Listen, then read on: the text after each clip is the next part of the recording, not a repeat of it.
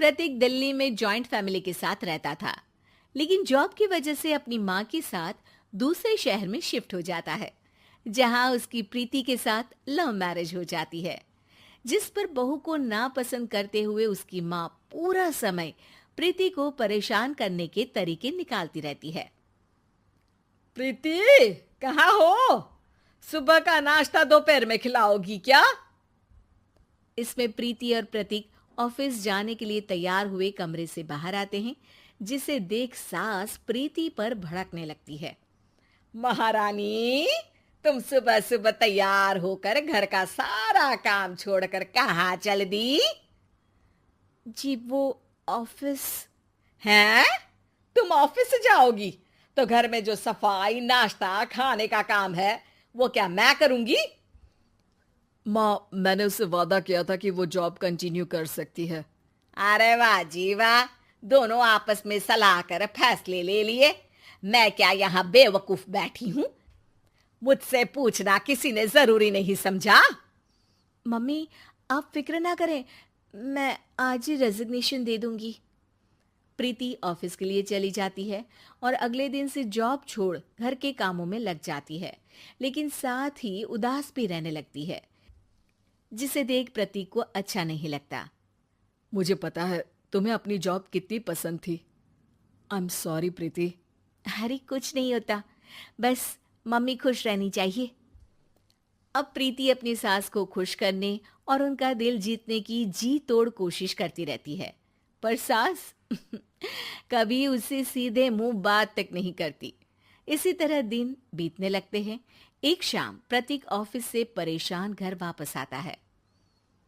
माँ, चाची का फोन आया था। दादी की तबीयत बहुत खराब है, हमें दिल्ली जाना होगा। पति की बात सुन प्रीति तो पैकिंग शुरू भी कर देती है, पर माँ वहीं बूत बनी खड़ी रह जाती है। लगता है मम्मी अपनी सास से बहुत प्यार करती हैं, तभी उनके बीमार होने की खबर सुन शॉक में आ गई। ये प्यार नहीं, परेशानी है। तुम तो ऐसे सोचो कि अब से जब तक दिल्ली में हो तुम्हारे अच्छे दिन शुरू।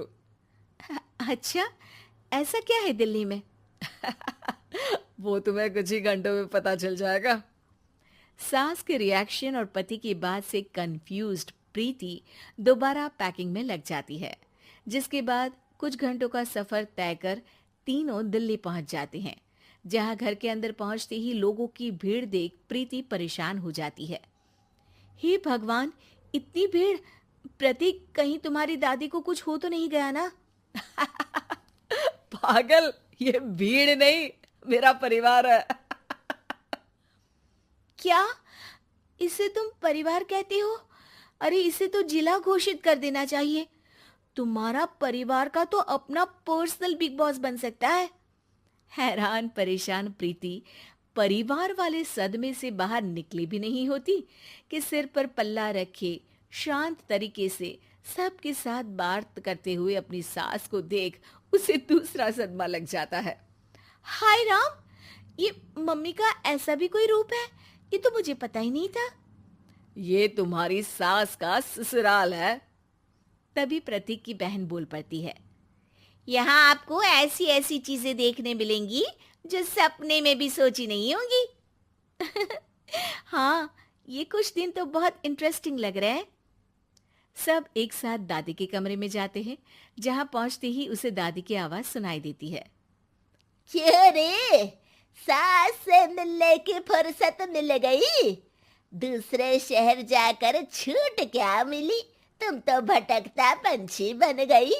इतने समय में ये तक नहीं पूछा कि जिंदा भी हूं या मर गई।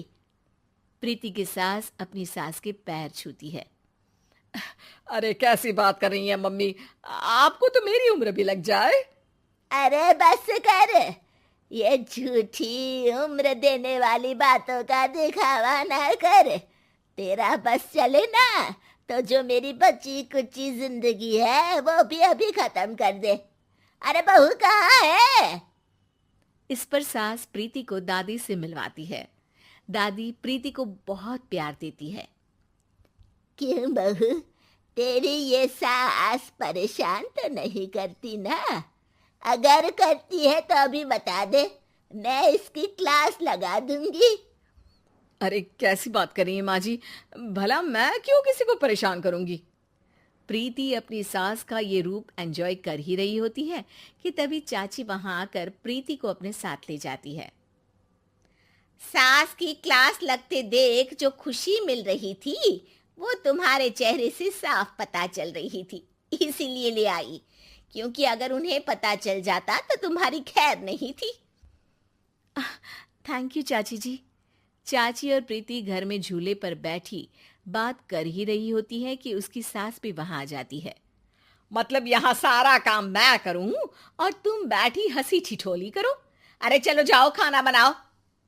सास प्रीति को डांट कर काम करने भेज देती है, जिसे दादी देख लेती है और एक बार फिर अरे तुझे काम बोला और तू उस बच्ची को परेशान कर रही है। सास की कोई इज्जत रह गई है इस घर में या नहीं? यहाँ खुद की सास होते हुए भी ज्यादा बड़ी बन रही है।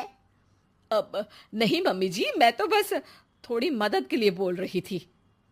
सास रसोई में जाकर काम करने लगती है और दादी प्रीति को लेकर वहां से चली जाती हैं। इसी तरह एक हफ्ता बीत जाता है, जिसमें दादी अपनी बहू को डर, इज्जत और प्यार का फर्क समझाती रहती है और प्रीति उसका मजा लेती है। वापस जाते हुए दादी प्रीति और उसकी सास दोनों को अपने पास बुलाती है। मेरी बहू जिद्दी और अड़ियल है, इसलिए उससे हमेशा सही काम